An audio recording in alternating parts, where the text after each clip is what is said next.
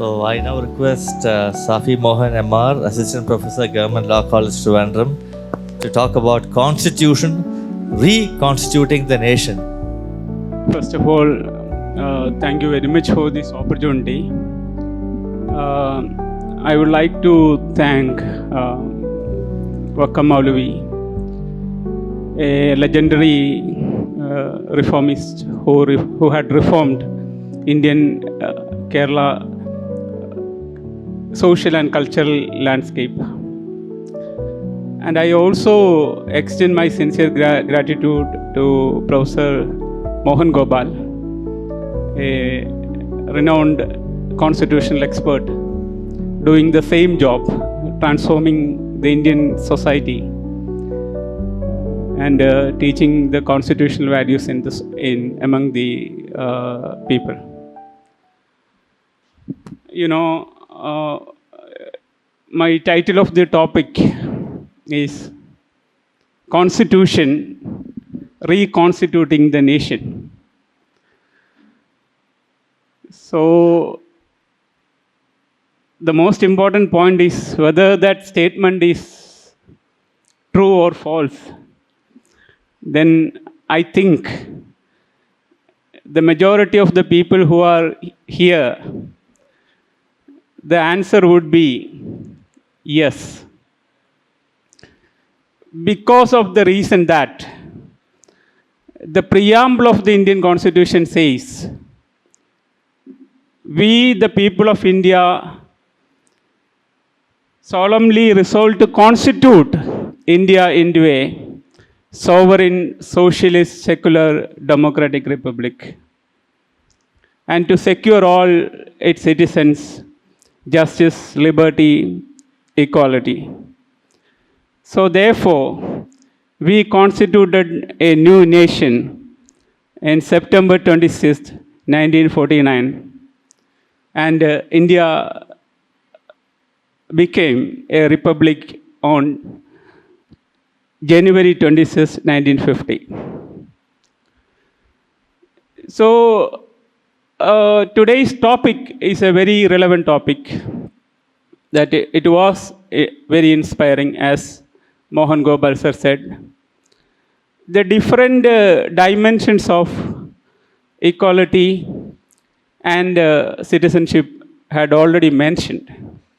But I would like to say that this question is fundamentally lies on so many other questions, which includes, in order to understand the meaning of democracy, that is the first thing.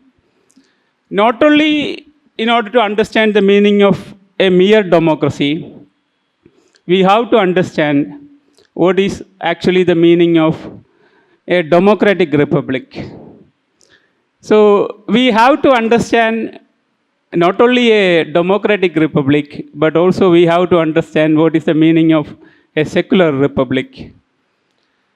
And we have to understand, we need to understood the meaning of the word a socialist democracy. And we need to understand what is actually the fundamental difference between a socialist democracy and a capitalist democracy. And we need to understand the very important point that what is the difference between a parliamentary democracy and a presidential democracy. And we need to understand what is actually a federal democracy and a unitary democracy. So without understanding all these things, when you discuss a particular matter, we will not understand the real point as mentioned in a particular seminar. That is my understanding. But at the same time, if you want to understand all these things, then you have to understand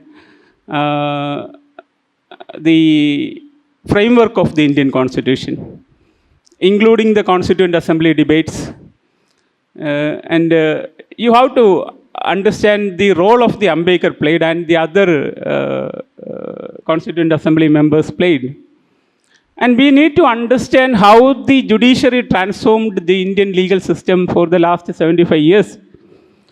And we need to understand what is actually the role of the parliament during the last 75 years as far as the strengthening the Indian constitution and Indian democracy is concerned.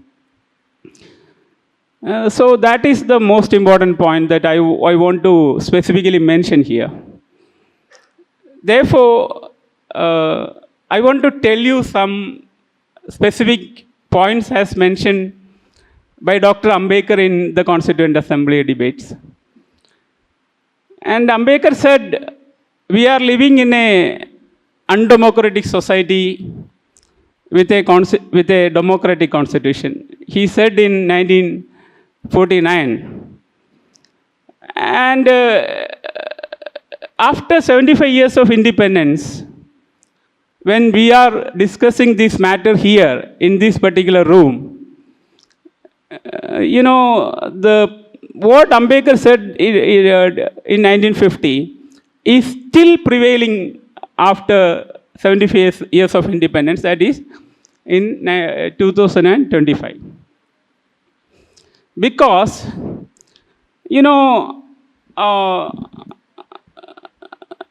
how can you understand the meaning of democracy? So Ambedkar said, very important point. He said, what is the meaning of a social democracy? He said, it is a way of life which recognizes equality, liberty, and fraternity as a fundamental principles of life. So that is actually a wonderful definition of democracy. And that was the reason why Ambedkar said our society is undemocratic. Because when you look into the standard, and when you look into the political parties, when you look into the religious institutions, and when you look into the organizations, we couldn't find that institutions satisfy this legal requirement or this moral requirement that equality, liberty, and fraternity. You take into consider the religions. All kinds of conflicts comes because of this reason. Because already Anju ma'am already mentioned women are suffering, and the other members already mentioned women are suffering because the society is actually undemocratic. The social norms which control the society are undemocratic. That is the reason. So I think you would agree with my point also, and you have no other opposite view as far as this particular point is concerned. So because of lack of time, I am not mentioning all the concept that Ambedkar mentioned in the Constituent Assembly, because Ambedkar clearly defined what is actually democracy. But the problem is still now, after 75 years of independence, nobody is ready and willing to spread the constitutional literacy, this democratic idea, because our society is essentially undemocratic. The people who are sitting here is also, in my point of view, including me, is undemocratic. That is the reason. We have to accept that fact, because we are not accepting that fact. I will give you a small example. ഒരു 2 ആഴ്ച മുമ്പേ എൻ്റെ കോളേജിലൊരു ഞാൻ placement സെല്ലിൻ്റെ charge ഉണ്ട്. അപ്പോൾ ഒരു വ്യക്തി വന്നു പ്ലേസ്മെൻറ്റ് സെല്ലിൻ്റെ വിഷയമായിട്ട് ബന്ധപ്പെട്ട് സംസാരിക്കാൻ. അപ്പോൾ അദ്ദേഹം ഫ്രണ്ട്ലിയാണ്. അപ്പോൾ അദ്ദേഹം കുറച്ച് ലോയുടെ കാര്യങ്ങൾ എന്നോട് സംസാരിച്ചു. അപ്പോൾ ഞാൻ ഇങ്ങനെ ഒരു പോയിന്റ് പറഞ്ഞു, നമ്മുടെ സൊസൈറ്റി കുറച്ചും കൂടെ റിഫോംഡ് ആവേണ്ടതുണ്ട്, അതുകൊണ്ടാണ് ഈ ശബരിമല ഇഷ്യൂ ഒക്കെ സൊസൈറ്റിക്ക് അത്രയ്ക്ക് അക്സെപ്റ്റ് ചെയ്യാൻ പറ്റാത്തത്. ബിക്കോസ് നമ്മൾ സയൻറ്റിഫിക്കായിട്ട് ചിന്തിക്കണമെന്നുള്ളത് it is a constitutional duty as laid on in article 15(1). But എല്ലാവർക്കും അതറിയില്ല. ദാറ്റ് ഈസ് എ റീസൺ എന്നൊക്കെ പറഞ്ഞു. അപ്പോൾ ഞാനൊരു സ്റ്റേറ്റ്മെൻറ്റ് പറഞ്ഞു പോയി. And that statement was, I said that we are still considering women as a product. We are still considering women as a product. അപ്പോൾ അദ്ദേഹം പറഞ്ഞു, അദ്ദേഹം പെട്ടെന്ന് എതിർത്തു, സാർ അത് ശരിയല്ല, അതങ്ങനെ സാർ ഈ ജനാധിപത്യത്തിൽ പറയരുത് എന്നൊക്കെ പറഞ്ഞു. അപ്പോൾ ഞാൻ പറഞ്ഞു, യു ജസ്റ്റ് ഇമാജിൻ, ഇയാളൊരു കാർ മേടിച്ചു, നിങ്ങൾ എന്ത് ചെയ്യും? അദ്ദേഹം പറഞ്ഞു, ഞാൻ ആദ്യം പള്ളിയിൽ കൊണ്ടുപോകും, അതിനുശേഷം വീട്ടിൽ കൊണ്ടുപോകും.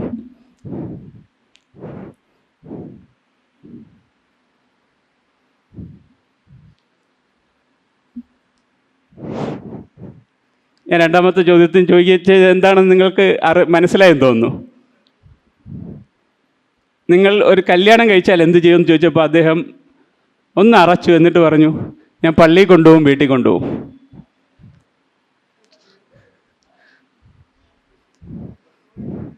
അതെ അതെ, because it is like a product.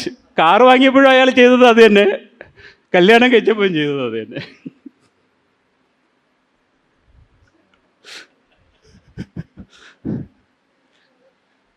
So ഇതുപോലെ ഭയങ്കര രസമുള്ള കാര്യമാണ് ഈ ഡെമോക്രസി എന്ന് പറയുന്നത്, അതിൻ്റെ പഠനം. പക്ഷേ അൺഫോർച്ചുനേറ്റ്ലി ഇതാരും പഠിപ്പിക്കാൻ തയ്യാറാവുന്നില്ല. അപ്പോൾ ഇത് പഠിപ്പിക്കാൻ തയ്യാറാകത്തല്ലാതുകൊണ്ട് ഡോമിനൻറ്റ് ഫോഴ്സ് എന്ന് പറയുന്നത് ഇതിന് കൗണ്ടറായിട്ടുള്ള ഫോഴ്സാണ്. അപ്പോൾ ഈ കൗണ്ടറായിട്ടുള്ള ഫോഴ്സ് നിൽക്കുമ്പോൾ ഡെമോക്രസിയുടെ വാല്യൂസും പുറത്തു വരാത്തതാണ് ഇന്ന് നമ്മുടെ സൊസൈറ്റി നേരിടുന്ന ഏറ്റവും വലിയ challenge. Because that is very important. The question is whether the democracy is good, autocracy is good. The answer is very simple. Democracy is good. For example, ഇപ്പോൾ കാനഡയിൽ കഴിഞ്ഞ ദിവസം ഒരു G7 ഉച്ചകോടി നടന്നു. That 7 countries are democrats, the richest country in the world. But at the same time, what is the position of India? Indian Prime Minister അവിടെ വിളിച്ചിരുന്നു, we are the largest democracy in the world. But how can you understand the meaning of democracy? That is a very important question. Who knows the meaning of the democracy? Whether our ordinary people know the meaning of the democracy? We are discussing every topics. Intellectually, we are debating all topics, but we don't know what is the meaning of a democracy.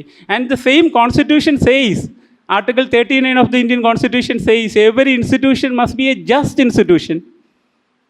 Every institution must be a just institution. For example, this institution must be also be a just institution. So how can you define the meaning of just? Those people who are here, including the director to a peon, how can you understand the real meaning of the dignity as mentioned in Article 21 of the Indian Constitution, unless we teach the basic concept of dignity among the members of this institution? So I think ടൈമിൻ്റെ ഒരു പ്രശ്നം ഉണ്ടാവുമല്ലോ. So if you have any, ഞാൻ present ചെയ്യാൻ ഉദ്ദേശിച്ചതിൻ്റെ ഒരു 2% മാത്രമേ ആയിട്ടുള്ളൂ. If you have any doubts, you can ask the question. So my suggestions are, I just mentioned the suggestion. My suggestions are, constitutional literacy is something which is most essential as far as this democracy is concerned. ഉദാഹരണം, നമുക്ക് എല്ലാത്തിനും കമ്മീഷനും എല്ലാം ഉണ്ട്. പക്ഷേ where is the constitutional literacy commission here? Where? National ലെവലിലും ഇല്ല, state ലെവലിലും ഇല്ല. And she already mentioned about rule of law, Article 14, equality before law and equal protection of law. She said one came from Daisy's concept of rule of law.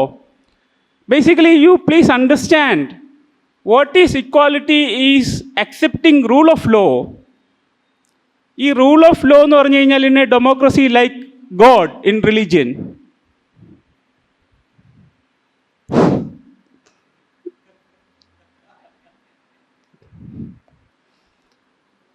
If you are if you are religious, then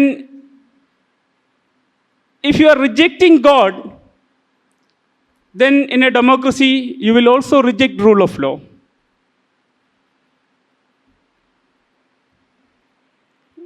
And so ആ rule of ലോയെ strengthen ചെയ്യണമെന്നുണ്ടെങ്കിൽ നമ്മൾ ഈ constitutional literacy നടത്തേണ്ടതായിട്ടുണ്ട് എന്നാണ് എൻ്റെ ഒരു. And we can make this institution more transparent, accountable, and committed to the people.